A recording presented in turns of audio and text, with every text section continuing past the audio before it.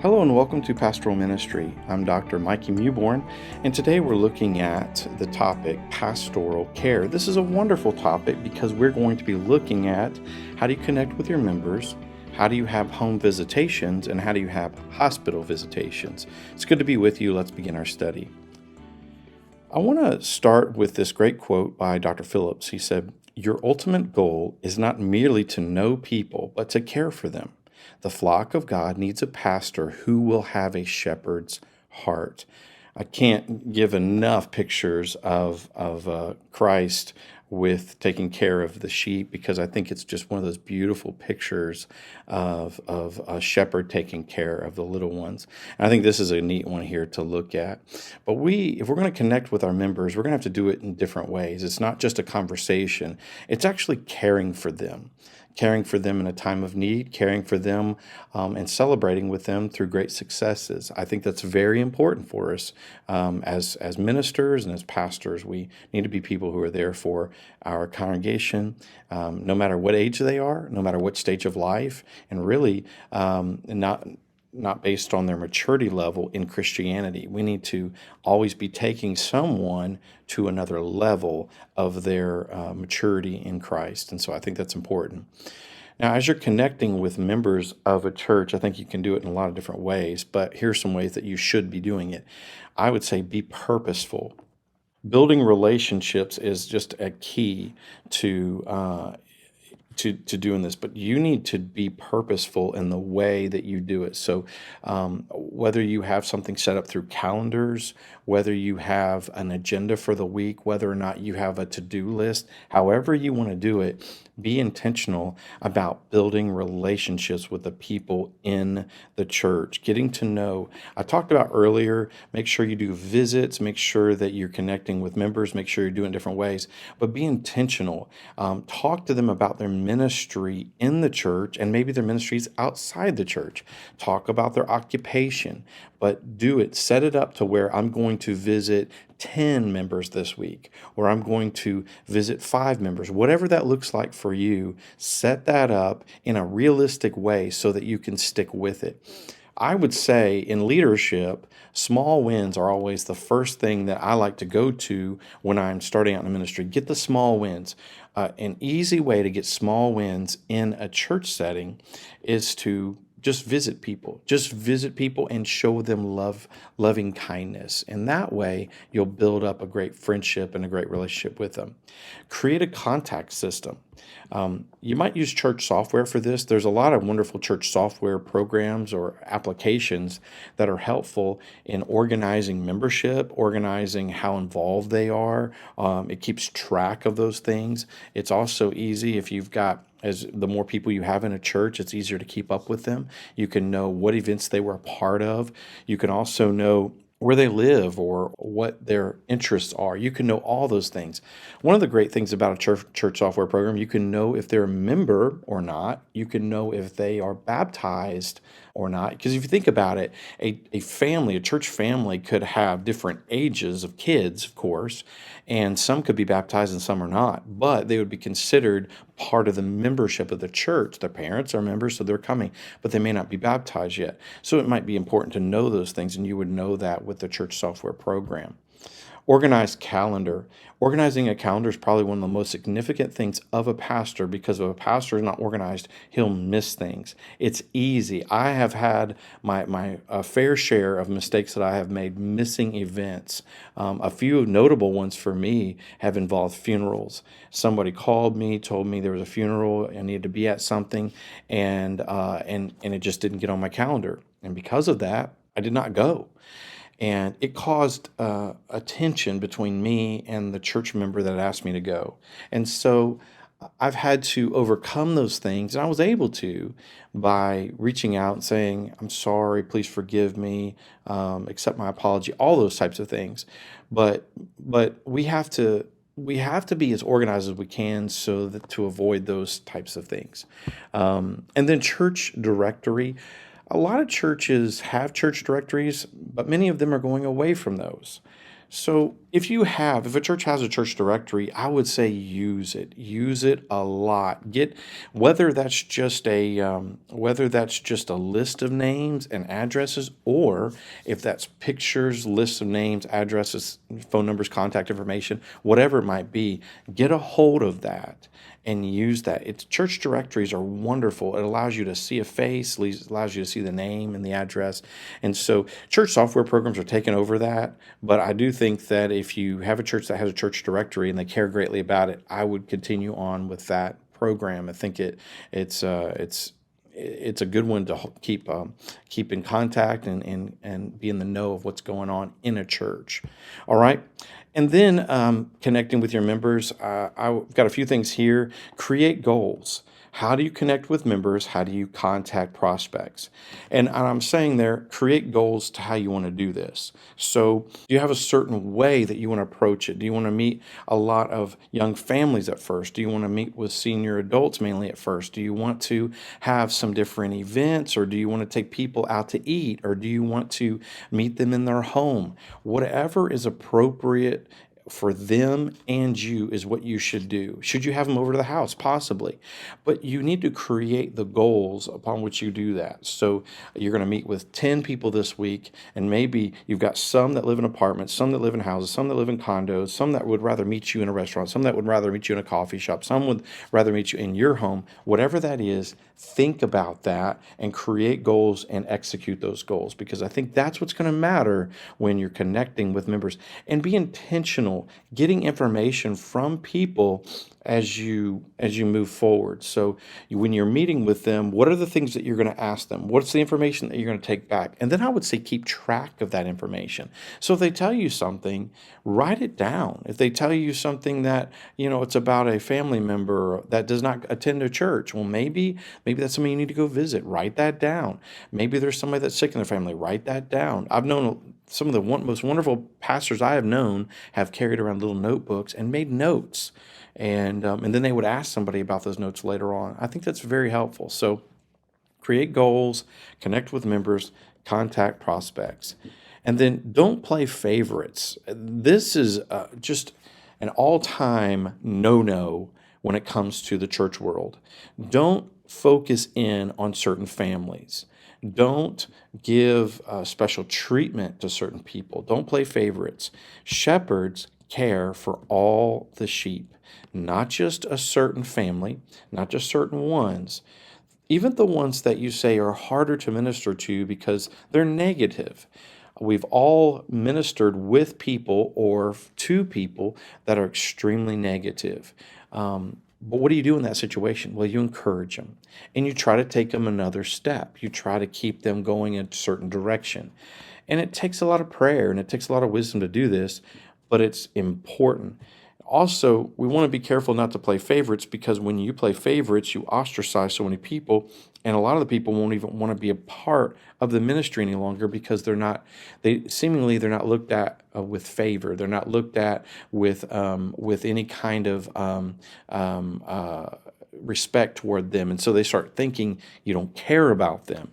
And so I would say be careful to not play favorites.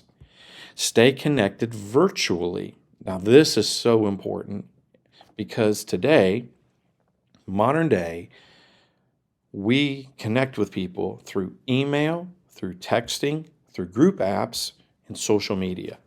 And so what we need to do in that is to make sure that we are connecting with people, post things that are going on. I would not be too generous with my posts. I would not post everything about everybody. I would not do that. But if there's something kind of neat going on in your church, make it known. If there's something neat going on in the student ministry, make that known. I think that's a wonderful thing to talk about. An event coming up, let that be known. Emailing, celebrating some of the great victories that God is doing. You don't have to talk about someone getting saved in that personal sense, or someone that has been reconciled with their family after a long time of being apart. You don't have to put those things on there. But what I would do is I would celebrate events coming up, or maybe a revival that has happened, or celebrating what God's been doing. I think those are so wonderful to talk about. And you can do those on through email, through texting, group apps, and social media. And also it's letting people know what's happening. The more that people know, the more people will be involved. The more that people know, they feel like they're part of the community. They don't feel separated.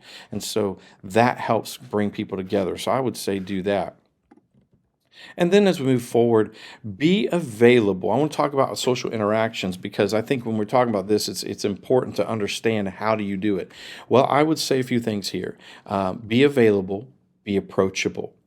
When you are interacting with people, whether it's in a public setting, it's out in the community, or it's in the church or in the lobby, whatever it might be available, be approachable. If you're not available or approachable, then people feel like you don't really care about them. And we need to be careful to make sure we show that care to them. And so I would say, as a pastor or someone that's doing ministry, be available before and after church services. So be there. Don't hide out in the office before the service, and don't run away right after the service is over. Be available during the week. If somebody calls and says, "Hey, I'd like to meet up," try to make time for that. If it fits your schedule or not, try to make time for that. There'll be some things that you're not able to do, but as much as you can, I would say do it. Be genuinely interested in others, seeking to find out more about them. We need to be genuine about our interactions and our relationships, and showing a true concern and love for one another. Observe social etiquette. What is the social etiquette in a certain setting? Should you dress a certain way? Should you act a certain way? Are there times when you should speak up more? Are there times when you should be more quiet and reserved? What should you do in a certain setting? And I would say be conscious of this. Watch the room. See which things are important. I in youth groups coming up, and then becoming youth pastor later on in my life, I realized that in a room, there were always people who congregated together or gathered together in certain groups, and so they didn't always connect with everyone. So there would be people in social settings who were off by themselves. They had no one to talk to. And in those settings, I would encourage our leaders in the youth group to go and spend time with that person, or talk to that person. Oftentimes, I would go talk to that person, and it's just making those contacts and observing what's going on in the room, observing what is happening, and don't be overwhelming in a room, and don't be underwhelming sometimes when you need to speak up more. So think about that. Learn names and occupations. I think it's one of the most important things to do for a pastor is learn people's names. If you just always say, "Hey, brother," or even if you said, "Hey, sister, how you doing today?" Those are okay, but people want to hear their name. They want to know that you know their name. So make sure that you know that. And if you can learn what they do, you can ask them about that. Usually for me, I can remember one or the other. And so if I can't remember their name, I'll say, "Hey, I want to ask you something real quick about your job," where you're showing them that you do know about them, and that you're aware of who they are and what's going on in their lives. And I think that's very helpful. And through that, they'll feel the love. You might forget their name in that moment, but you'll know something about them, and that's always good to have. And then stay focused on the conversation. Too often, people look for the next so-called best person to talk to in the room. So they look over people's shoulders. Or who else is in the room? Hey, good to talk with you. Can I talk to somebody else? Hey, I'll catch up with you later. And then they're going to somebody else to talk to. As a pastor, as a minister, stay focused on the conversation. God is leading in our conversations a lot of times. He is giving us opportunities. And so if God's put somebody in front of you, don't break away from that. Stay in that conversation, and talk to them. Be genuine in that conversation. And then as it naturally closes out, or if it needs to close out because service is about to start, then at that time you can say, "Hey, we're about to get started. Let's go ahead and jump in." And then there can be a natural break there as well. But don't look over people's shoulders to see what's the next best thing, or who can I talk to that's better and more important than this person. Don't do that. People notice it, and it hurts. It hurts greatly. Stay focused on all ages of people too. So if it's a little kid that comes up and says something, or if it's a senior adult, by the way, people are watching you when you interact with others, and they're going to watch how you respond to others. And if it's done in a negative way, people see it and they will make note of that, and it could affect your ministry later on. Be polite and generous in your interactions. So being polite, always trying to be polite, kind, charitable, whatever that is, be that in your interactions. Don't dominate the conversation. Um, as ministers, a lot of times we're talking a lot. We've got a lot to say. We've been in study a lot. We're doing all types of things. We know a lot of information about certain things, maybe whatever's going on in the church. But don't dominate the conversation. You don't need to be the one who tells all the stories. They hear enough from us, so we need to hear more from them. So don't dominate the conversation. And then I would say, have fun. Enjoy yourself. You're in the middle of God's will.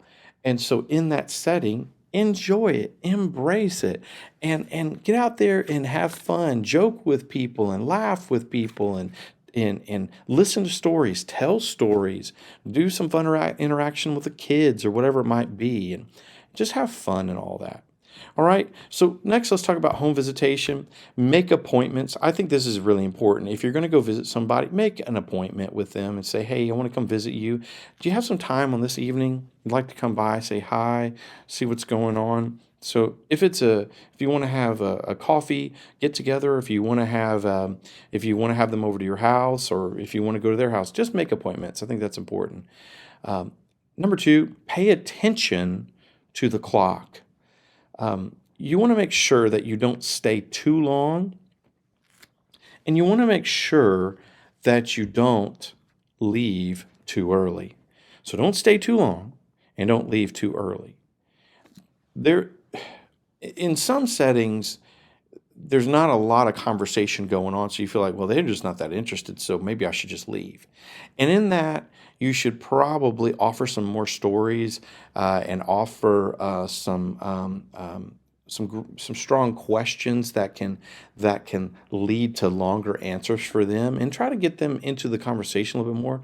But the way to do that is find out what they're interested in, and finding out what they're interested in will lead to longer conversations usually. But let's say they're long-winded.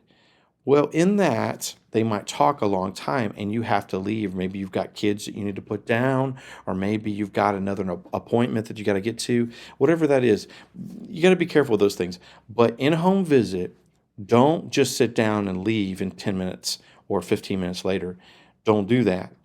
Come, take a take a good block out of your time to be able to sit with them, talk with them.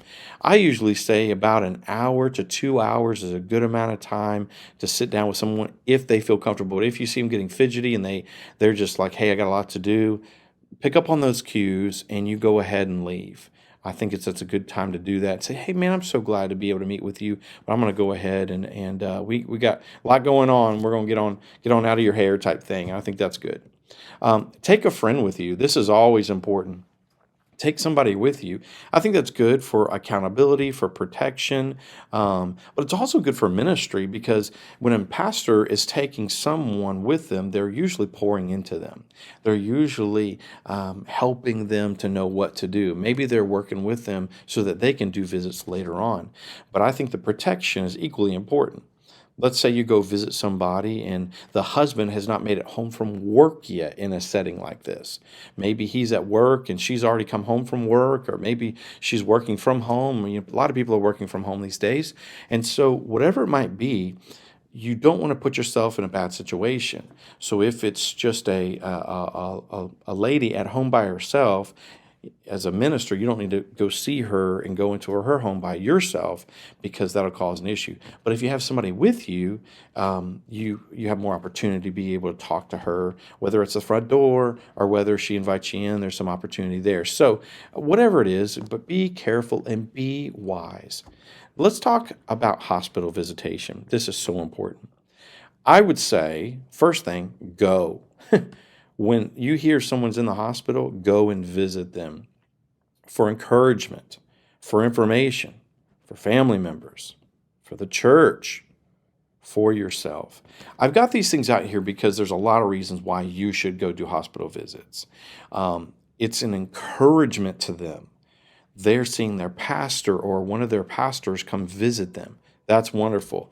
Number two, it's for information. You're getting information of what's really going on. There is a, too often there is a, there's misinformation that gets out there when someone's in the hospital. So get good information.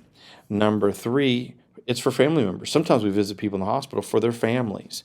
And then next, we see for the church. It really helps the church as a whole when we go visit the people in the hospital because the church knows that we're doing the work of the minister. And then it's good for yourself because you are strengthening yourself as you serve others. As we serve others, it takes the focus off of us. Next, I would say choose the best times to go. Sooner is better than later. Don't hold off too much when it comes to hospital visits. We need to go pretty quickly because they might end up leaving the hospital soon. Let's say we've heard about that, them being in the hospital, but they've been in there for a couple of days and we just heard about it. Well, we need to go because they might be discharged within the hour. So you go, I would say sooner than later. Avoid meals and shift changes. I think this is very wise to go at certain times. I love going in the morning. Usually, patients are more awake in the morning, and it's in shift changes are not happening at a certain time in the morning. And then also meals after breakfast. I think that's a really good time to go. Dress professionally. I would say what you wear does matter. If you just walk in there and you're in dirty clothes and you've been working in the yard or working in the garden and you just show up, it's like an afterthought. But if you dress professionally, you're going to be treated differently, not only by the staff, the medical staff, but you'll be perceived differently by the people who are in the hospital room. Next, be pleasant. Just be kind and be pleasant to people. Don't treat this as if it's something that you wish wasn't on your calendar. Instead, be pleasant in those meetings and those times that you would go meet with people in the hospital. Next, I would say show concern without being anxious.